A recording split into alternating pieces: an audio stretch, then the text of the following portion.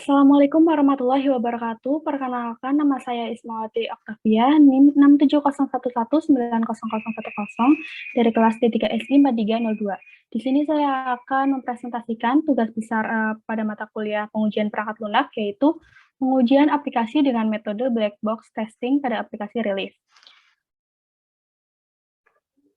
Relief adalah sebuah aplikasi yang menyediakan layanan kesehatan mental berbasis teknologi. Aplikasi Relief ini didirikan pada Agustus 2015 oleh Audrey Maximilian Herli. Dia adalah seorang alumni jurusan Sistem Informasi di Universitas Erlangga. Ketika mendirikan Relief, Audrey ini didukung oleh kedua temannya, yaitu Audi Christopher dan juga Fahrian Anugrah. Kata relief itu sendiri diadopsi dari bahasa Inggris, yaitu relief yang artinya bantuan. Pendirinya berharap bahwa relief dapat menjadi solusi bagi orang-orang yang membutuhkan bantuan para psikolog profesional. Pada saat ini, relief itu telah dikembangkan oleh PT Relief Psikologi Indonesia. Pada pengujian aplikasi ini, saya akan menguji 5 fitur. Yang pertama adalah halaman daftar. Halaman daftar ini ditujukan untuk pengguna yang belum memiliki akun di aplikasi Relief atau untuk pengguna baru. Di sini ada keterangan nama Anda, email, dan juga password yang harus diisi. Kemudian yang kedua adalah halaman login. Halaman login ini ditujukan untuk pengguna yang sudah memiliki akun dan akan masuk ke dalam aplikasi Relief. Di sini disuruh untuk memasukkan email dan juga password. Kemudian home. Home adalah halaman utama setelah pengguna melakukan login yang berisi mood tracker harian. Ini adalah mood tracker harian, kemudian rekomendasi sound meditasi, dan berbagai tawaran diskon. Kemudian yang keempat adalah halaman library. Di halaman library ini adalah halaman yang berisi list sound meditasi favorit. Di sini di icon yang love. Kemudian topik sound meditasi, di sini ada beberapa topik. Kemudian kolom pencarian sound meditasi. Ini ada icon search. Kemudian yang kelima adalah halaman konseling. Di halaman konseling ini merupakan halaman yang berisi riwayat konseling, memulai konseling dengan psikolog, daftar psikolog, topik konseling, dan testimoni. Langsung saja ke implementasi pengujian. Yang pertama adalah implementasi pengujian pada halaman daftar. Test case description yang pertama adalah mengisi data dengan benar. Di sini saya menginputkan nama, email, dan password dengan benar, yaitu namanya Ismawati Oktavia, emailnya ismawati.oktavia@gmail.com, passwordnya 2810-2001. Expected result-nya, aplikasi akan menampilkan halaman home. Actual result-nya, aplikasi akan menampilkan form data diri dan kebutuhan konseling sebelum masuk ke halaman home. Statusnya adalah berhasil. Kemudian test case description yang kedua adalah terdapat form yang dikosongkan. Test case-nya yang pertama adalah semua kolom tidak diisi, baik itu nama, email, dan password. Expected result-nya aplikasi menampilkan pesan gagal, form harus diisi. Actual result-nya adalah aplikasi menampilkan pesan kolom nama tidak boleh kosong. Di sini statusnya berhasil karena jika ada yang tidak diisi, dia tidak akan masuk ke halaman home. Kemudian test case yang kedua yaitu hanya mengisi kolom nama Anda. Jadi saya hanya menginputkan di kolom nama yaitu Ismawati Oktavia. Email dan passwordnya kosong. Expected result-nya adalah aplikasi menampilkan pesan gagal, form harus diisi. Actual result-nya yaitu aplikasi menampilkan pesan kolom email tidak boleh kosong. Di sini statusnya berhasil. Kemudian yang ketiga yaitu kolom password dikosongkan. Jadi nama dan email itu diisi, tapi passwordnya dikosongkan. Expected result-nya adalah aplikasi menampilkan pesan gagal, form harus diisi. Actual result-nya yaitu aplikasi menampilkan pesan kolom password tidak boleh kosong. Di sini statusnya yaitu berhasil. Kemudian yang ketiga, test case description-nya adalah mengisi email yang salah.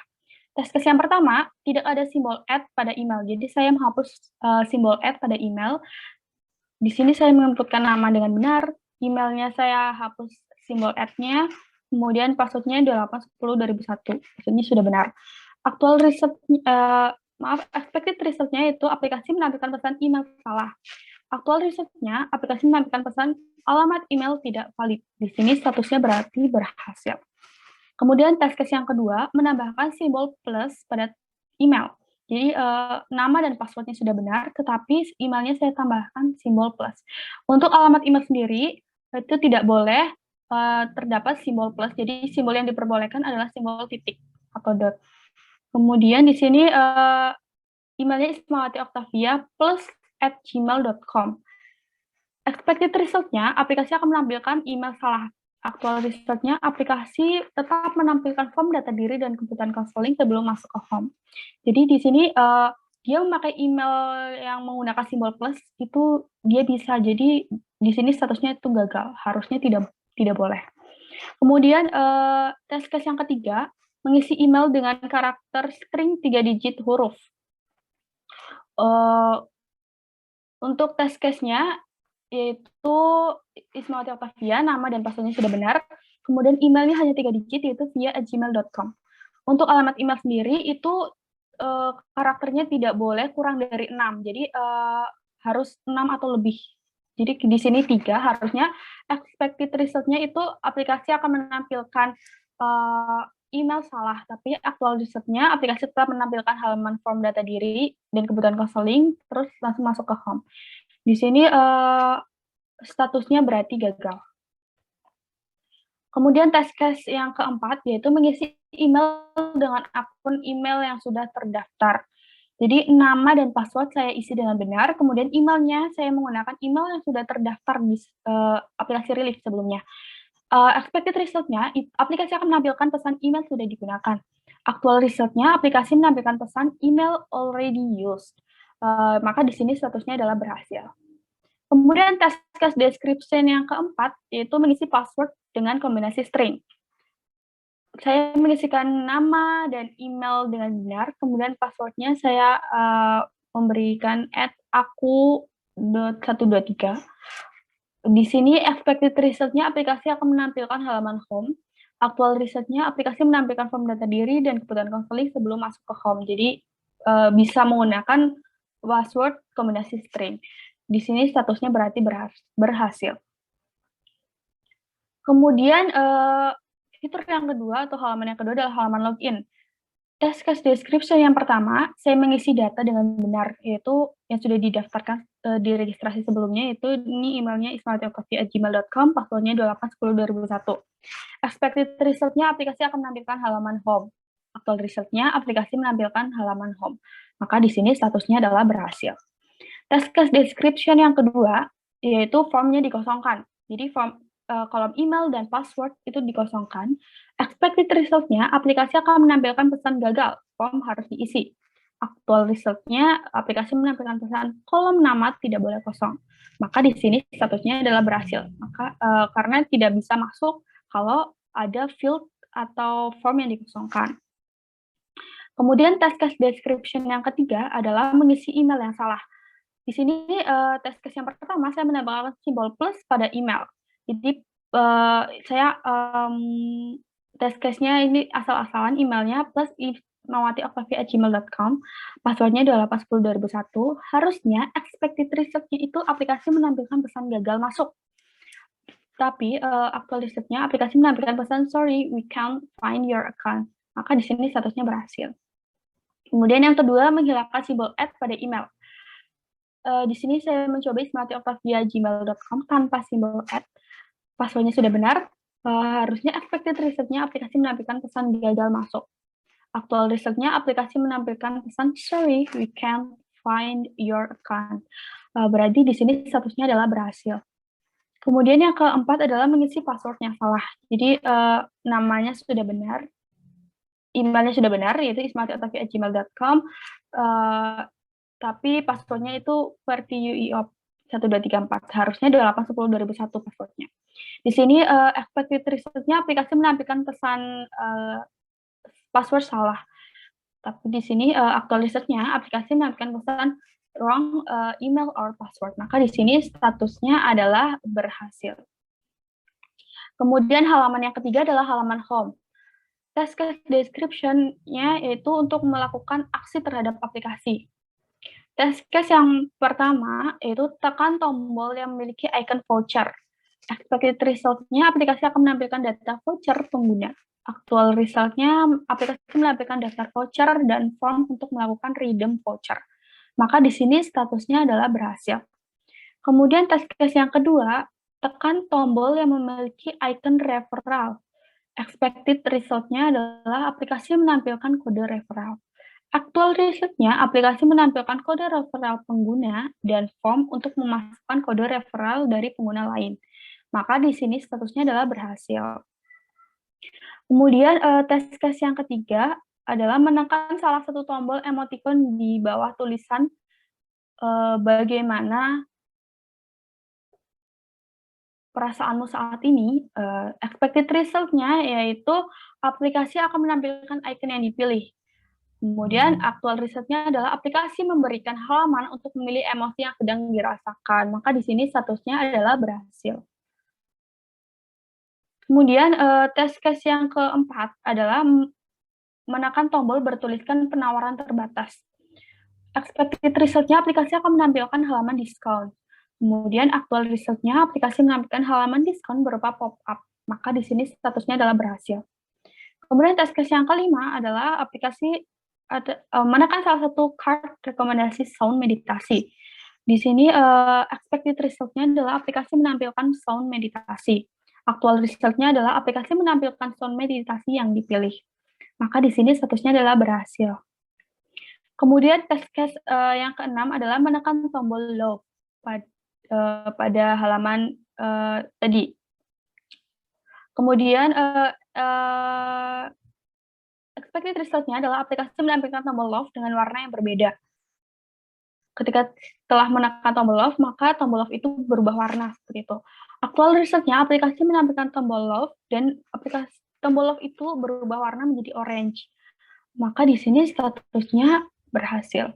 Kemudian yang keempat adalah halaman library. Task case description-nya adalah melakukan aksi terhadap aplikasi. Task case yang pertama, menekan icon profil. Expected result-nya, aplikasi akan menampilkan detail profil dari pengguna. Actual result-nya, aplikasi akan menampilkan detail profil dari pengguna. Maka di sini statusnya adalah berhasil.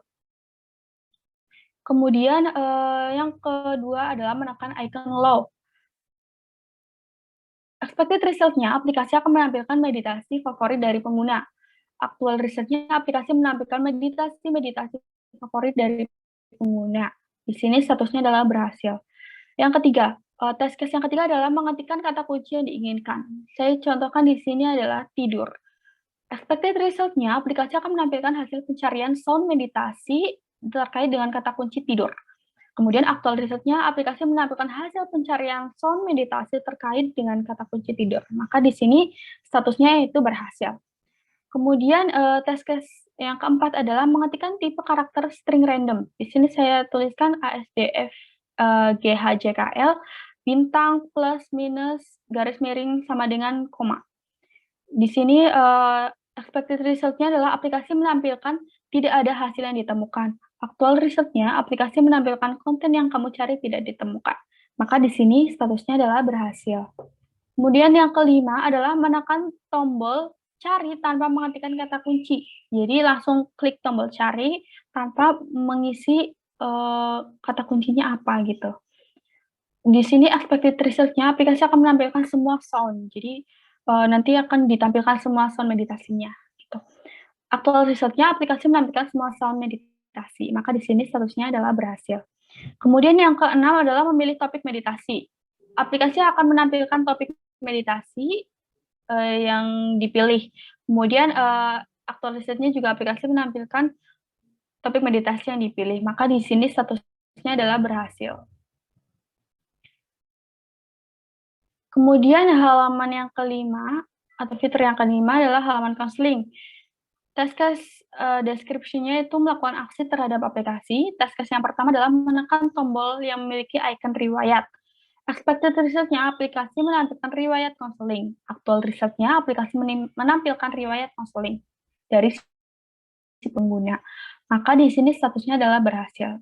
Kemudian yang kedua, menekan salah satu tombol topik konseling. Expected result-nya aplikasi akan menampilkan deskripsi topik konseling yang dipilih oleh si pengguna. Kemudian actual result-nya aplikasi menampilkan deskripsi topik dan tombol mulai konseling. Maka di sini statusnya adalah berhasil. Kemudian yang ketiga, menekan tombol mulai konseling. Expected result-nya adalah aplikasi menampilkan pilihan paket dan psikolog. Aktual risetnya yaitu aplikasi menampilkan pilihan paket dan tombol punya kode voucher. Kemudian di sini berarti statusnya adalah berhasil. Kemudian test case yang keempat adalah menekan tombol pilih paket. Expected risetnya adalah aplikasi menampilkan halaman syarat dan ketentuan. Aktual risetnya adalah aplikasi menampilkan halaman syarat dan ketentuan. Maka di sini statusnya adalah berhasil. Baik, sekian presentasi tugas besar pengujian perangkat lunak dari saya. Kurang lebihnya mohon maaf. Terima kasih. Wassalamualaikum warahmatullahi wabarakatuh.